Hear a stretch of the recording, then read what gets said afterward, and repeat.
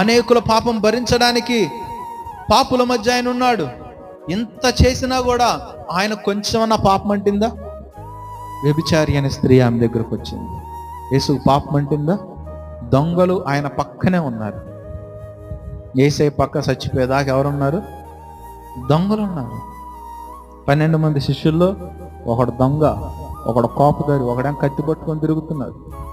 పేతురు బొడ్లు ఎప్పుడు కత్తి ఉండదు, కత్తి పట్టుకొని తిరుగుతున్నాడు ఒకడు. ఒకడేం డబ్బులు సంచి పట్టుకొని తిరుగుతున్నాడు ఒకడు. సో ఎంతమంది ఉన్నా కానీ యేసయ్యకు పాపం అంటిందా?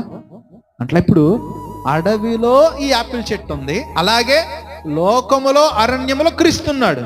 దీని ప్రత్యేకత దీనికి ఎలాగైతే ఉంటుందో క్రీస్తు ప్రత్యేకత క్రీస్తుకున్నందుకే 10,000 మంది పురుషుల్లో నేను నా ప్రాణప్రియుడిని గుర్తుపట్టగలను. బిగ్గరగా స్తోత్రం చెప్పండి. నేను నా ప్రియుడిని